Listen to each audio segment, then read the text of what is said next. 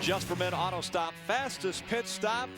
Well, it's got to go to the 17. He was the fastest truck, right? Got from point A to point B faster than anyone else. How about that teamwork? Well, I just love what he did all night long. And then the team, that elevates their game. They said, our man's out front dominating this, babe. We're not going to let him down. This pit stop was key. They did their job perfectly. He got back out front in the lead. And once he was out front, he wasn't to be headed. It wasn't without challenges, though, certainly. Oh, no. We had some interesting battles, and one of the stronger trucks was the 7 of Parker Kligerman. Let's hear from him with Hermie. Well, Parker Kligerman, you come home second, and as we just talked about before we came on air, you have jumped in this 7 truck, and it looks like you've been there for years. What's making it click for you guys? Man, it's this Red Horse Racing team. Toyota and TRD, all the support they give us, and the amount of resources we have over there.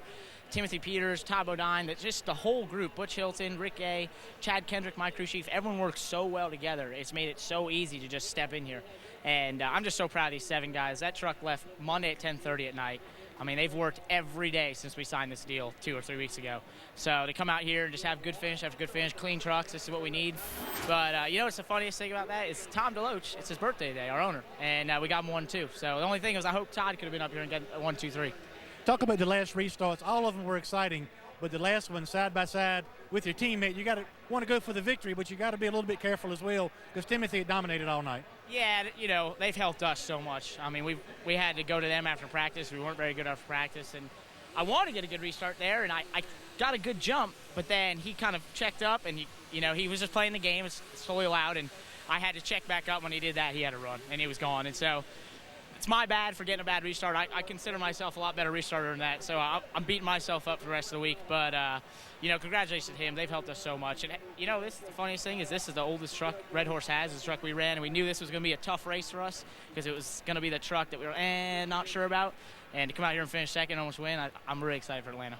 That's Parker Kligerman. He comes home second.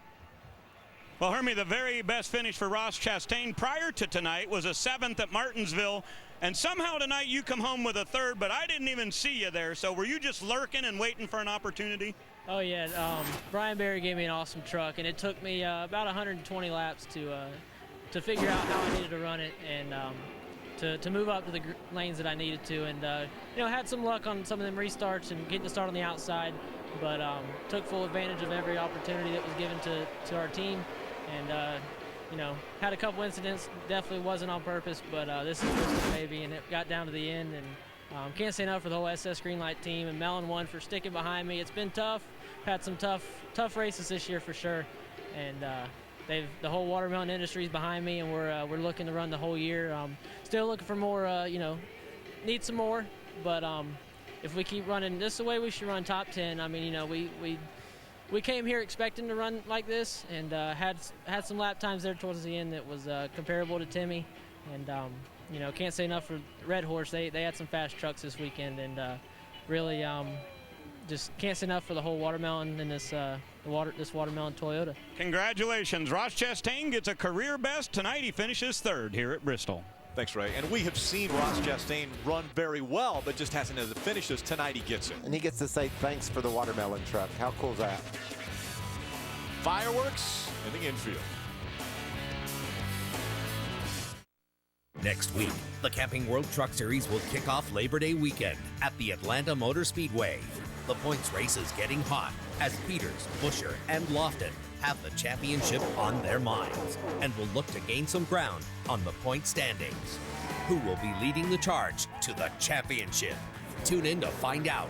Chris Devoto hosts the setup starting at 7:30 p.m. Eastern, followed by flag-to-flag coverage, only on Speed.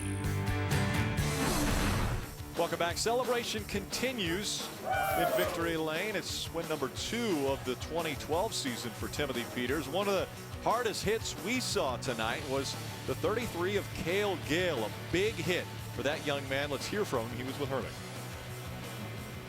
Cale Gale, our pole sitter, awful big hit for you at Bristol. First of all, looks like you're okay. We're glad to see that. And what did you see from inside the truck?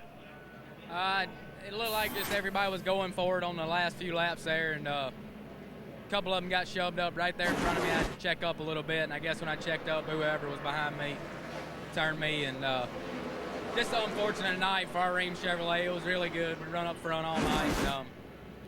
Just really disappointed. We'll go to Atlanta and we got our road truck there.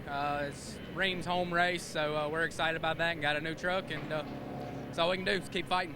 That's Cale Gale. What a roller coaster this sport can be. Goes from starting on the pole to ending up in the garage. Who would have expected the start of this race to go 83 green flag laps and for Timothy Peters to have such a dominant truck? You know what I love most about Bristol, Rick? It's these banks are the great equalizer. Heck, Phil and I even won here, if you can imagine that. But look, Ross Chastain, third place finish. Ryan Blaney, 6th. We saw Ryan Sieg up to the 12th spot. BJ McLeod, 15th. Top 15 finish for these guys. You go to this place, you run aggressively, use those banks to help you handle a truck that doesn't want to handle all that great, and it's a great equalizer. We got guys like Busher who looked really, really bad early on. Ron Hornaday got at least one, maybe two Aaron's lucky dogs. They both finished in the top 10. At the beginning of the day, we talked about that groove that was ground down. Do you think we're going to see more of this come Saturday night? These guys creep that groove up a little bit. We're going to see Friday night in the nationwide race. We're going to see them move it up some more. And the Cup guys may be against the wall by the time the thing's over. But you better be careful exiting the corner. You get too high on the exit, you'll spin around. We saw that tonight. Bumping and banging under the lights. Short track racing is what the Camping World Truck Series was born with, and they put on a great show. Truck, yeah. It was a truck, yeah show for the 17 of Timothy Peters. On his owner's birthday, Tom DeLoach gets a first and second place finish out of 2 of his trucks. And again, it's win number 2 on the 2012 season. Our points leader, Timothy Peters, wins at Bristol. Yeah.